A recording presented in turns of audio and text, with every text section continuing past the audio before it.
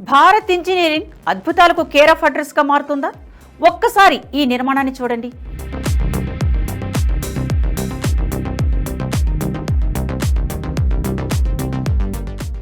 ఇది ప్రపంచంలోనే ఎత్తైన రైల్వే ఆర్చ్ బ్రిడ్జ్.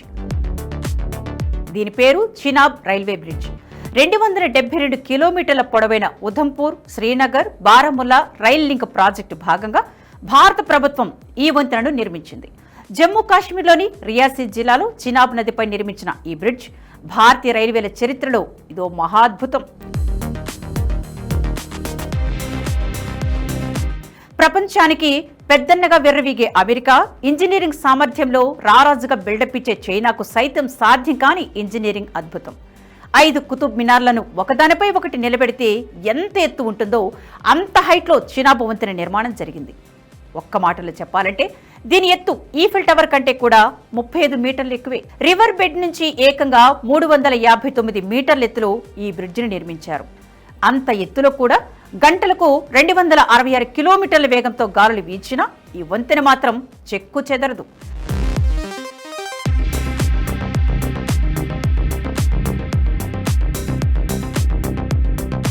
.31 కిలోమీటర్ల మేర విస్తరించి ఉన్న చినాబ్ వంతెన నిర్మాణానికి కేంద్ర ప్రభుత్వం 1,486 కోట్లు ఖర్చు చేసింది.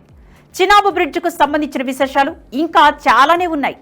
ఈ బ్రిడ్జి నిర్మాణంలో 30,000 మెట్రిక్ టన్నుల స్టీల్ వాడారు.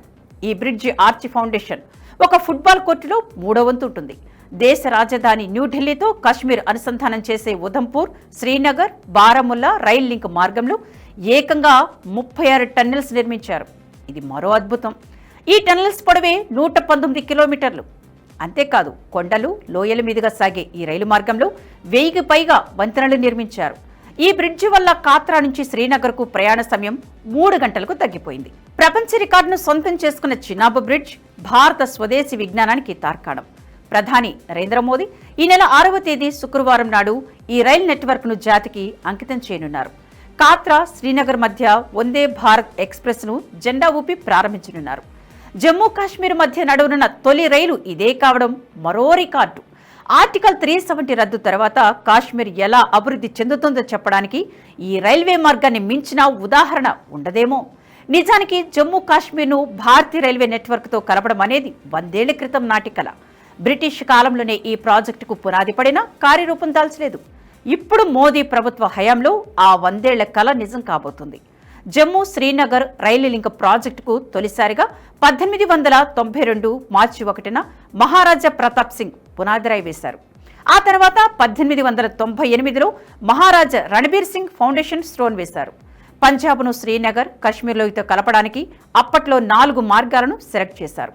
జమ్మూ బనిహల్ మార్గం, జీలం లోయ పూంచ్ మార్గం, రావల్పిండి జీలం లోయ మీదుగా పంజాబ్ మార్గం, ఎగువ జీలం లోయలోని కలకోత్సరాయ్ నుంచి హజరా మీదుగా అబోటాబాద్ మార్గాలను ప్రతిపాదించారు.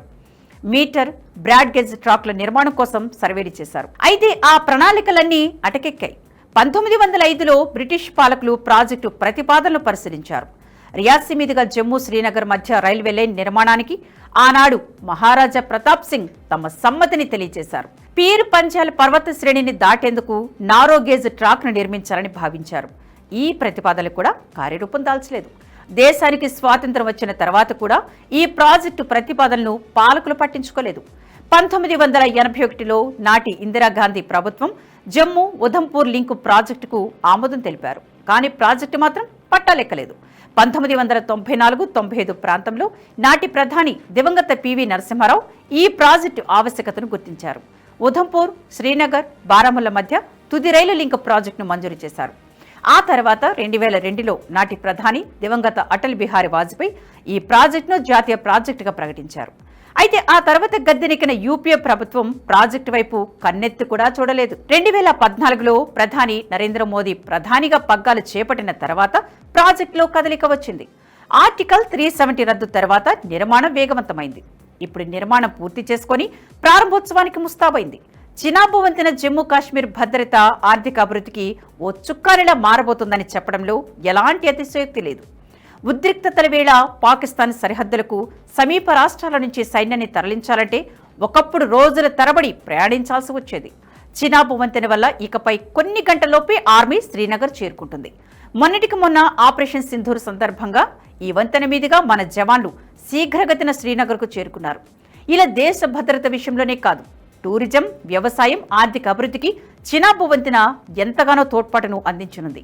ముఖ్యంగా అమర్నాథ్ యాత్రికులకు ఈ వంతెన ఎంతో ఉపయోగకరంగా ఉంటుంది. నిజానికి ఏప్రిల్ 19వ తేదీనే ఈ బ్రిడ్జిని ప్రారంభించాల్సి ఉంది. ప్రతికూల వాతావరణ పరిస్థితుల కారణంగా ఆ కార్యక్రమాన్ని వాయిదా వేశారు. ఆ తర్వాత ఏప్రిల్ 22న పెహల్గాంలో ఉగ్రదాడి జరగడం వల్ల ప్రారంభోత్సవం మరింత ఆలస్యమైంది. ఎట్టికేలకు ఈ నెల 6న ప్రధాని మోదీ చినాబ్ వంతెనను జాతికి అంకితం చేయనున్నారు.